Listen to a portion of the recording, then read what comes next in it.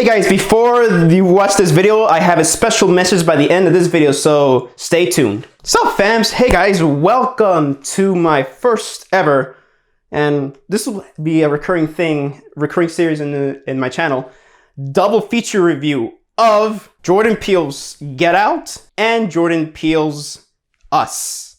Yes, it'll be a Jordan Peele double feature review today.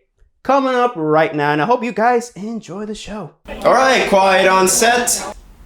Scene one, take one. Action.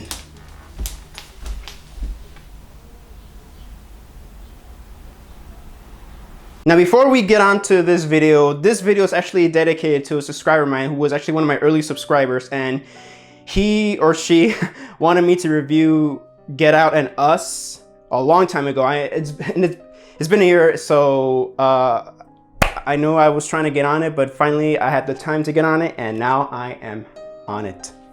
So this video is for you. Shout out to, sorry if I messed up your name, WGITR3TRO. This video is for you, man. Cool.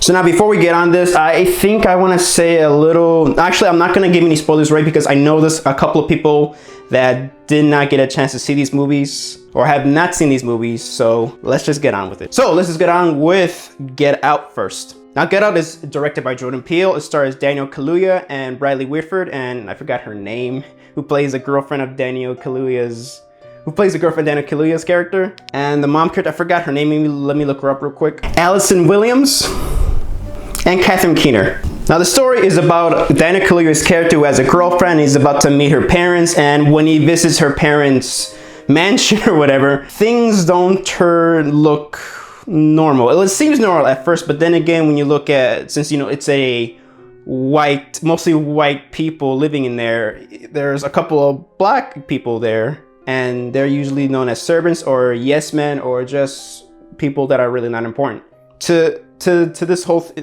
and again, this actually does seem off at first, but yeah, a lot of stuff happens, and yeah, all hell breaks loose. So let me just get on with some negatives or nitpicks that I have. If I had any problems with the movie, is that as much as I love the dark comedy from that supporting character, Daniel Kaluuya's character, sometimes it does take me out sometimes. Other than that, he's funny, he's a funny character, but other than that, he's funny, he does a great performance, so that's serviceable. So now let's get on to the positives. Well, one for sure is the acting.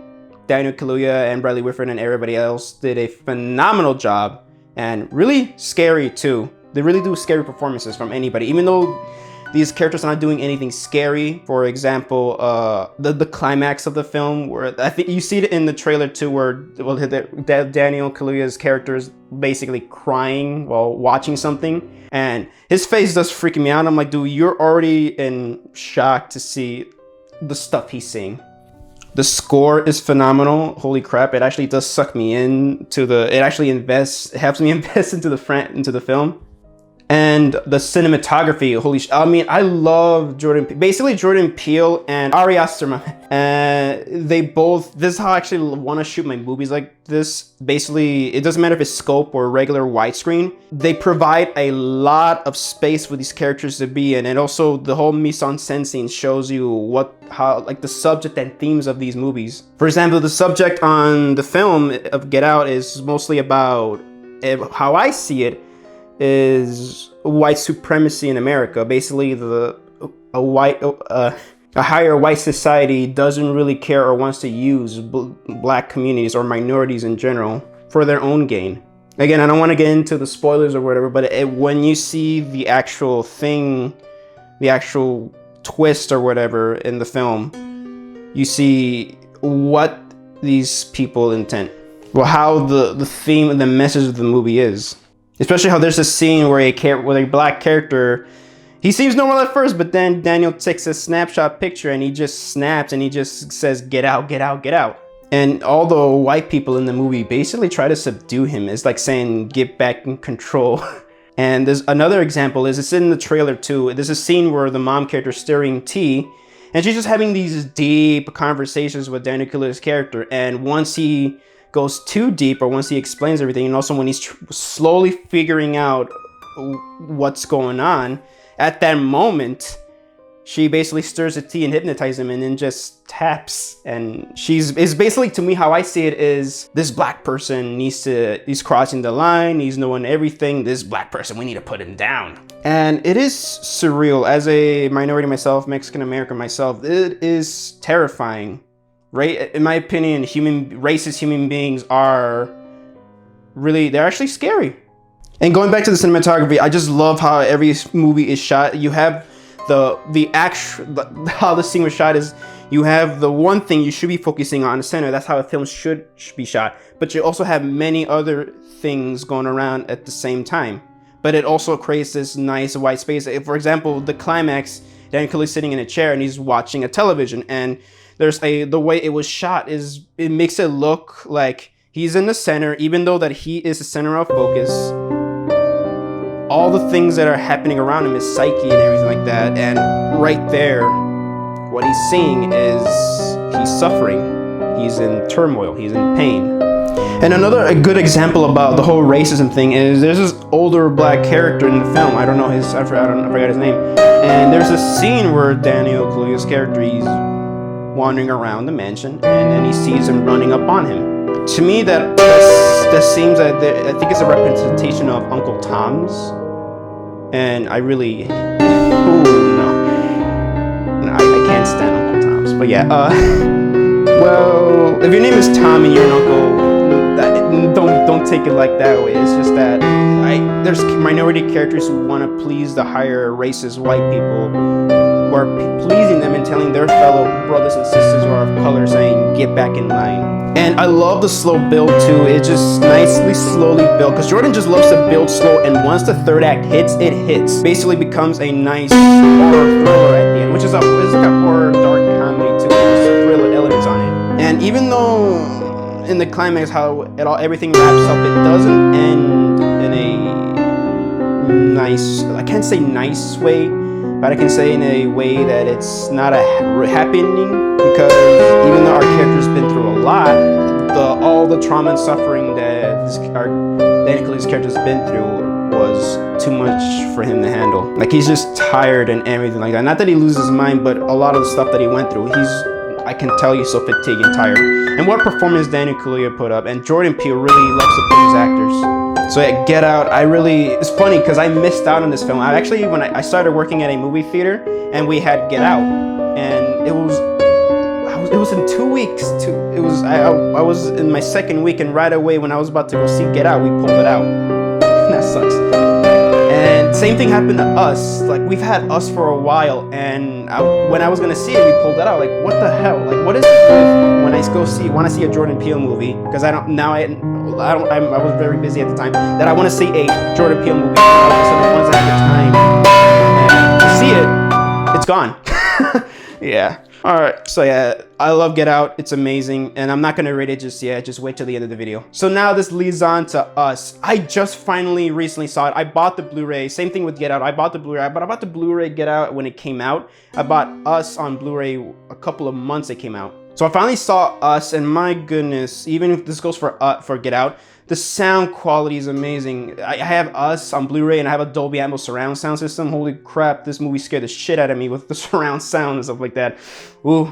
So the movie Us is about a character that Lupita Nyong'o plays. Us is also directed by Jordan Peele, stars Lupita Nyong'o and Winston Duke, and two little kids that I don't know their names. I'm sorry. I'll put their names down on screen.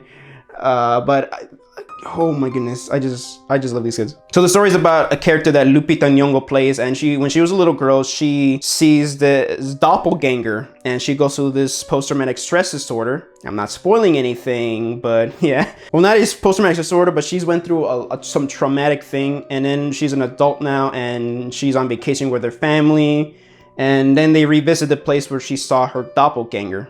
And then now, after just a simple day in the beach at night, her family's being stalked and terrorized and pretty much attempted to get murdered by the doppelganger she encountered. But this time her doppelganger has other doppelgangers that look exactly like her family. So we don't know where they come from. I mean, it just hinted that they came out in the sewers, so all hell breaks loose. So let's just get on to maybe what I didn't like. There's not really nothing that I really didn't like. I actually really liked it a lot. Let's get on to what I really liked. Actually, what I really also love, what I love about this is like the comedy that Jordan Peele is known for in Get Out. I think it's much better here. Like some of the slapstick or the timing, I just think it was just way better. Like they were playing the song F the Police by the NWA. I love that song so much, and the way they were playing it in a certain scene, it just went well with it. With all the carnage happening around and all the chaos and destruction happening around, it's awesome. The pacing is, I feel like the pacing here is way faster than Get Out, but that doesn't detriment anything for me. I really enjoy the pacing here. Cinematography, once again, is phenomenal. Like Jordan Peele, once again, creates space. One of the opening shot, like the opening credits, shows bunnies in cages, and just the way it just pans out and makes it a huge wide shot is just great. I love it. I'm like, all right, we're in for a treat. The music's amazing. I just love the voices and everything. It's just awesome. And once again, the acting is phenomenal. Lupita Nyong'o just knocks it out of the park. She plays, it's because it goes for everybody.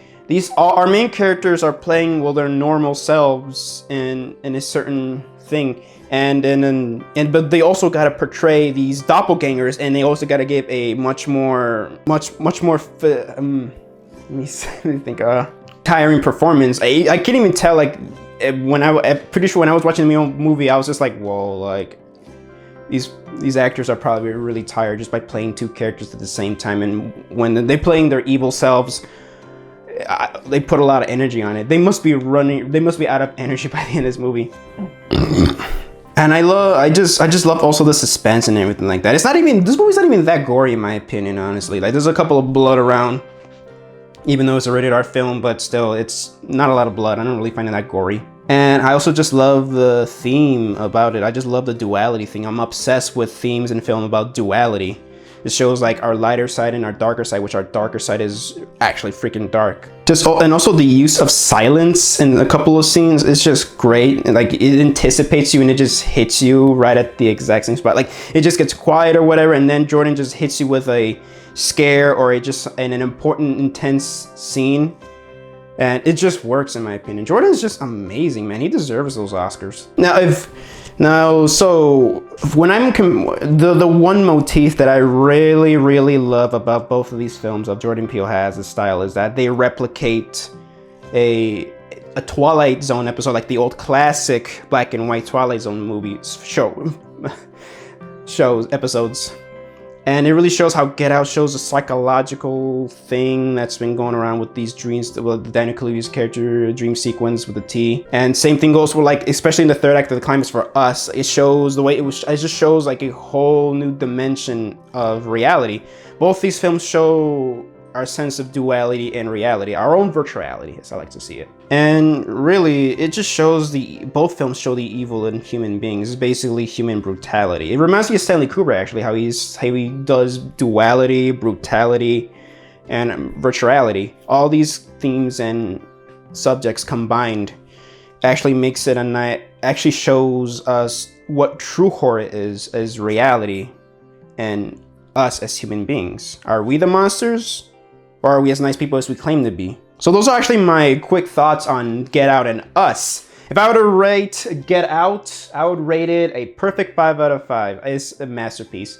And for Us, yep, I'll rate it too at 5 out of 5. It's also a masterpiece too. I love both films. They're great. So now let's get on to a special announcement. So the next video I'm going to make is another double feature of Avengers Infinity War and Avengers Endgame. I can't wait to talk about these two films. And for these two films, I'm actually going to mention, there's going to be spoilers, but only one spoiler per movie, and that's just it. But I'm not really going to delve too deep onto these movies. The reason why I don't want to spoil a lot of stuff, because I know there's people that haven't seen these movies either. I want them to get in there with a fresh mindset. So yeah, that is my review for Us and Get Out. If you guys like what you see, make sure you guys leave a like, comment, and subscribe. And make sure you guys share with your friends. And make sure you guys hit that bell for notifications. So this is Javi from Javi Productions signing off. And I hope you guys enjoy the show.